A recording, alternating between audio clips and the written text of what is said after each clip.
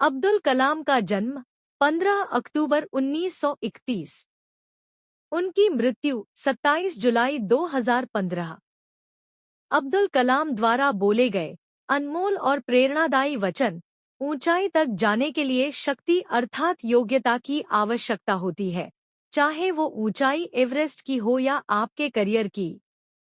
अब्दुल कलाम का कहना था कि अंग्रेजी बहुत आवश्यक है। वर्तमान समय में विज्ञान संबंधी मूल ज्ञान अंग्रेजी में ही मौजूद है, लेकिन मुझे विश्वास है कि कुछ दशक बाद हमारी भाषा में भी विज्ञान का मूल ज्ञान होगा और उस समय हम भी जापानियों जैसे परिवर्तन कर पाएंगे। एक अच्छी किताब 100 दोस्तों के समान है, पर एक अच्छा दोस्त पूरे पुस्तकालय लाइब्रेरी के बराबर होता है। इसलिए बेहतर है कि एक अच्छा दोस्त बनाएं। इंसान को जीवन में मुश्किलों की जरूरत है, क्योंकि यही मुश्किलें सफलता का सुख अनुभव कराती हैं। हमें उम्मीद नहीं छोड़ना चाहिए और न ही खुद को हारने की अनुमति देनी चाहिए। इनका परिचय एपीजे अब्दुल कलाम, जिन्हें मिसाइल मैन और जनता के राष्ट्रपति के नाम से जाना जाता है, भारतीय गणतंत्र के 11वें निर्वाचित राष्ट्रपति थे। वे भारत के पूर्व राष्ट्रपति, जाने-माने वैज्ञानिक और अभियंता, इंजीनियर के रूप में विख्यात थे। इन्होंने मुख्य रूप से एक वैज्ञानिक और विज्ञान के व्यवस्थापक के रूप में 4 दशकों तक रक्षा अनुसंधान एवं विकास संगठन DRDO और भारतीय अंतरिक्ष अनुसंधान संगठन इसरो संभाला व भारत के नागरिक अंतरिक्ष कार्यक्रम और सैन्य मिसाइल के विकास के प्रयासों में भी शामिल रहे। इन्हें बैलिस्टिक मिसाइल और प्रक्षेपण यान प्रौद्योगिकी के विकास के कार्यों के लिए भारत में मिसाइल मैन के रूप में जाना जाने लगा। इन्होंने 1974 में भारत द्वारा पहले मूल परमाणु परीक्षण के बाद से दूसरी बार 1998 में भारत के पोखर द्वितीय परमाणु परीक्षण में एक निर्णायक संगठनात्मक, तकनीकी और राजनैतिक भूमिका निभाई। कलाम सत्तारूढ़ भारतीय जनता पार्टी व विपक्षी भारतीय राष्ट्रीय कांग्रेस दोनों के समर्थन के साथ 2002 में भारत के राष्ट्रपति चुने गए। 5 वर्ष की अवधि की सेवा के बाद वह शिक्षा, लेखन और सार्वजनिक सेवा के अपने नागरिक जीवन में लौट आए। इन्होंने भारत रत्न, भारत के सर्वोच्च नागरिक सम्मान सहित कई प्रतिष्ठित पुरस्कार प्राप्त किए। इनका प्रारंभिक जीवन 15 अक्टूबर 1931 को धनुषकोडी गांव, रामेश्वरम, तमिलनाडु में एक मध्यम वर्ग मुस्लिम परिवार में इनका जन्म हुआ। इनके पिता जैनुलाब्दीन न तो ज्यादा पढ़े लिखे थे, न ही पैसे वाले थे। इनके पिता मछुआरों को नाव किराए पर दिया करते थे। अब्दुल कलाम संयुक्त परिवार में रहते थे। परिवार की सदस्य संख्या का अनुमान इस बात से लगाया जा सकता है कि यह स्वयं 5 भाई एवं 5 बहन थे और घर में 3 परिवार रहा करते थे। अब्दुल कलाम के जीवन पर इनके पिता का बहुत प्रभाव रहा। वे भले ही पढ़े लिखे नहीं थे, लेकिन उनकी लगन और उनके दिए संस्कार अब्दुल कलाम के बहुत काम आए। 5 वर्ष की अवस्था में रामेश्वरम के पंचायत प्राथमिक विद्यालय में उनका दीक्षा संस्कार हुआ था। उनके शिक्षक यादुराई सोलोमन ने उनसे कहा था कि जीवन में सफलता तथा अनुकूल परिणाम प्राप्त करने के लिए तीव्र इच्छा, आस्था, अपेक्षा, इन 3 शक्तियों को भलीभांति समझ लेना और उन पर प्रभुत्व स्थापित करना चाहिए। अब्दुल कलाम ने अपनी आरंभिक शिक्षा जारी रखने के लिए अखबार वितरित करने का कार्य भी किया था। कलाम ने 1950 में मद्रास इंस्टीट्यूट ऑफ टेक्नोलॉजी से अंतरिक्ष विज्ञान में स्नातक की उपाधि प्राप्त की है।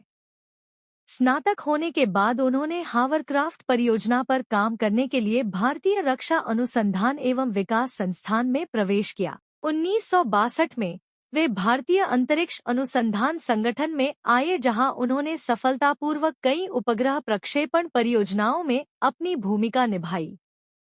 परियोजना निदेशक के रूप में भारत के पहले स्वदेशी उपग्रह प्रक्षेपण यान SLV-3 के निर्माण में महत्वपूर्ण भूमिका निभाई, जिससे जुलाई 1982 में रोहिणी उपग्रह सफलतापूर्वक अंतरिक्ष में प्रक्षेपित किया गया था। अब्दुल कलाम का वैज्ञानिक जीवन 1962 में वे भारतीय अंतरिक्ष अनुसंधान संगठन से जुड़े। अब्दुल कलाम को परियोजना महानिदेशक के रूप में भारत का पहला स्वदेशी उपग्रह SLV तृतीय प्रक्षेपास्त्र बनाने का श्रेय हासिल हुआ। 1980 में इन्होंने रोहिणी उपग्रह को पृथ्वी की कक्षा के निकट स्थापित किया था। इस प्रकार भारत भी अंतर्राष्ट्रीय अंतरिक्ष क्लब का सदस्य बन गए। इसरो लॉन्च व्हीकल प्रोग्राम को परवान चढ़ाने का श्रेय भी इन्हें प्रदान किया जाता है।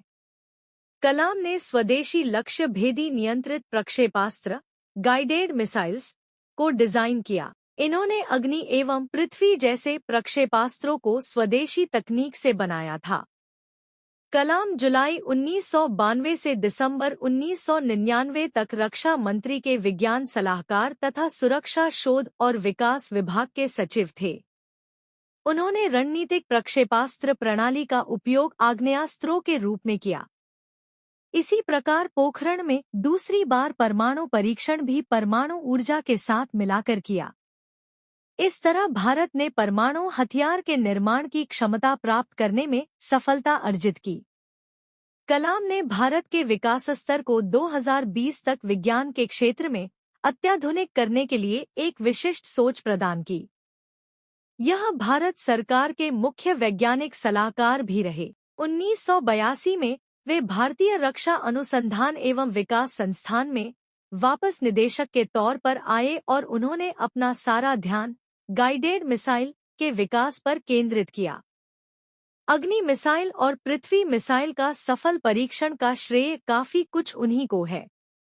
जुलाई 1992 में वे भारतीय रक्षा मंत्रालय में वैज्ञानिक सलाहकार नियुक्त हुए। उनकी देखरेख में भारत ने 1998 में पोखरण में अपना दूसरा सफल परमाणु परीक्षण किया और परमाणु शक्ति से संपन्न राष्ट्रों की सूची में शामिल हुआ। राष्ट्रपति निर्वाचित हुए थे। इन्हें भारतीय जनता पार्टी समर्थित NDA घटक दलों ने अपना उम्मीदवार बनाया था, जिसका वामदलों के अलावा समस्त दलों ने समर्थन किया।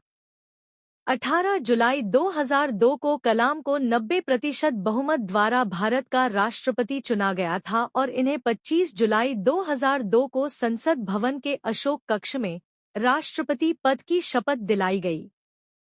इस संक्षिप्त समारोह में प्रधानमंत्री अटल बिहारी वाजपेयी, उनके मंत्रिमंडल के सदस्य तथा अधिकारीगण उपस्थित थे। इनका कार्यकाल 25 जुलाई 2007 को समाप्त हुआ। अब्दुल कलाम व्यक्तिगत जिंदगी में बेहद अनुशासन प्रिय थे। यह शाकाहारी थे। इन्होंने अपनी जीवनी विंग्स ऑफ फायर भारतीय युवाओं को मार्गदर्शन प्रदान करने वाले अंदाज में लिखी है। इनकी दूसरी पुस्तक guiding souls dialogues of the purpose of life आत्मिक विचारों को उद्घाटित करती है। इन्होंने तमिल भाषा में कविताएं भी लिखी हैं। यह भी ज्ञात हुआ है कि दक्षिणी कोरिया में इनकी पुस्तकों की काफी मांग है और वहां इन्हें बहुत अधिक पसंद किया जाता है।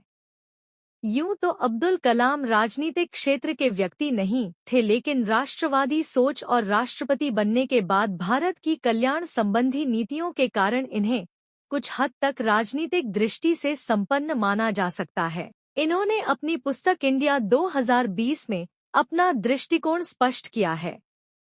यह भारत को अंतरिक्ष विज्ञान के क्षेत्र में दुनिया का सिरमौर राष्ट्र बनते देखना चाहते थे और इसके लिए इनके पास एक कार्य योजना भी थी। परमाणु हथियारों के क्षेत्र में यह भारत को सुपर पावर बनाने की बात सोचते रहे थे। वह विज्ञान के अन्य क्षेत्रों में भी तकनीकी विकास चाहते थे। कलाम का कहना था कि सॉफ्टवेयर का क्षेत्र सभी वर्जनाओं से मुक्त होना चाहिए ताकि अधिकाधिक लोग इसकी उपयोगिता से लाभान्वित हो सकें। ऐसे में सूचना तकनीक का तीव्र गति से विकास हो सकेगा। वैसे इनके विचार शांति और हथियारों को लेकर विवादास्पद हैं। अब्दुल कलाम के राष्ट्रपति दायित्व से मुक्ति के बाद, कार्यालय छोड़ने के बाद, कलाम भारतीय प्रबंधन संस्थान शिलोंग, भारतीय प्रबंधन संस्थान अहमदाबाद, भारतीय प्रबंधन संस्थान इंदौर व भारतीय विज्ञान संस्थान बेंगलोर के मानद फेलो व एक विजिटिंग प्रोफेसर बन गए। भारतीय अंतरिक्ष विज्ञान एवं प्रौद्योगिकी संस्थान, तिरुवनंतपुरम के कुलाधिपति, अन्ना विश्वविद्यालय में एरोस्पेस इंजीनियरिंग के प्रोफेसर और भारत भर में कई अन्य शैक्षणिक और अनुसंधान संस्थानों में सहायक बन गए। उन्होंने बनारस हिंदू विश्वविद्यालय और अन्ना विश्वविद्यालय में सूचना प्रौद्योगिकी और अंतर्राष्ट्रीय सूचना प्रौद्योगिकी संस्थान हैदराबाद में सूचना प्रौद्योगिकी के क्षेत्र में पढ़ाया। मई 2012 में कलाम ने भारत के युवाओं के लिए एक कार्यक्रम भ्रष्टाचार को हराने के एक केंद्रीय विषय के साथ मैं आंदोलन को क्या दे सकता हूँ का शुभारंभ किया। उन्होंने यहाँ तमिल कविता लिखने और वेन्नई नामक दक्षिण भारतीय स्ट्रिंग वाद्य यंत्र को बजाने का भी आनंद लिया। कलाम कर्नाटक भक्ति संगीत हर दिन सुनते थे और हिंदू संस्कृति में विश्वास करते थे। इन्हें 2003 व 2006 में MTV youth icon of the year के लिए नामांकित किया गया था।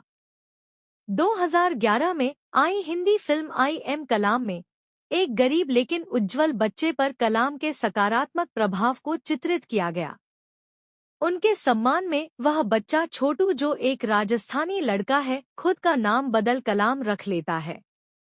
2011 में कलाम की कुडनकुलम परमाणु संयंत्र पर अपने रुख से नागरिक समूहों द्वारा आलोचना की गई।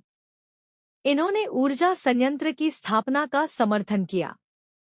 इन पर स्थानीय लोगों के साथ बात नहीं करने का आरोप लगाया गया। इन्हें एक समर्थ परमाणु वैज्ञानिक होने के लिए जाना जाता है, पर संयंत्र की सुरक्षा सुविधाओं के बारे में इनके द्वारा उपलब्ध कराए गए आश्वासनों से नाखुश प्रदर्शनकारी इनके प्रति शत्रुतापूर्ण थे। अब्दुल कलाम का निधन। 27 जुलाई 2015 की शाम अब्दुल कलाम भारतीय प्रबंधन संस्थान शिलोंग में रहने योग्य ग्रह पर एक व्याख्यान दे रहे थे जब उन्हें जोरदार कार्डियक अरेस्ट, दिल का दौरा हुआ और ये बेहोश होकर गिर पड़े। लगभग 6:30 बजे गंभीर हालत में इन्हें बेथानी अस्पताल में ICU में ले जाया गया और 2 घंटे के बाद इनकी मृत्यु की पुष्टि कर दी गई। अस्पताल के CEO जॉन साइलो ने बताया कि जब कलाम को अस्पताल लाया गया तब उनकी नब्ज और ब्लड प्रेशर साथ छोड़ चुके थे। अपने निधन से लगभग 9 घंटे पहले ही उन्होंने ट्वीट करके बताया था कि वह शिलोंग IIM में लेक्चर के लिए जा रहे हैं। कलाम अक्टूबर 2015 में 84 साल के होने वाले थे। मेघालय के राज्यपाल वी षणमुखनाथन अब्दुल कलाम के हॉस्पिटल में प्रवेश की खबर सुनते ही सीधे अस्पताल में पहुंच गए। बाद में षणमुखनाथन ने बताया कि कलाम को बचाने की चिकित्सा दल की कोशिशों के बाद भी शाम 7:45 पर उनका निधन हो गया। इनका अंतिम संस्कार मृत्यु के तुरंत बाद कलाम के शरीर को भारतीय वायु सेना के हेलीकॉप्टर से शिलांग से गुवाहाटी लाया गया, जहां से अगले दिन 28 जुलाई को पूर्व राष्ट्रपति APJ अब्दुल कलाम का पार्थिव शरीर मंगलवार दोपहर वायुसेना के विमान C-130J हरक्यूलिस से दिल्ली लाया गया। लगभग 12:15 पर विमान पालम हवाई अड्डे पर उतरा। सुरक्षा बलों ने पूरे राजकीय सम्मान के साथ कलाम के पार्थिव शरीर को विमान से उतारा। वहां प्रधानमंत्री नरेंद्र मोदी, राष्ट्रपति प्रणब मुखर्जी, दिल्ली के मुख्यमंत्री अरविंद केजरीवाल व तीनों सेनाओं के प्रमुखों ने इसकी अगवानी की और कलाम के पार्थिव शरीर पर पुष्पहार अर्पित किए। इसके बाद तिरंगे में लिपटे कलाम के पार्थिव शरीर को पूरे सम्मान के साथ एक गन कैरेज में रख उनके आवास 10 राजाजी मार्ग पर ले जाया गया। यहां पूर्व प्रधानमंत्री मनमोहन सिंह, कांग्रेस अध्यक्ष सोनिया गांधी, राहुल गांधी और उत्तर प्रदेश के मुख्यमंत्री अखिलेश यादव सहित अनेक गणमान्य लोगों ने इन्हें श्रद्धांजलि दी। भारत सरकार ने पूर्व राष्ट्रपति के निधन के मौके पर उनके सम्मान के रूप में 7 दिवसीय राजकीय शोक की घोषणा की।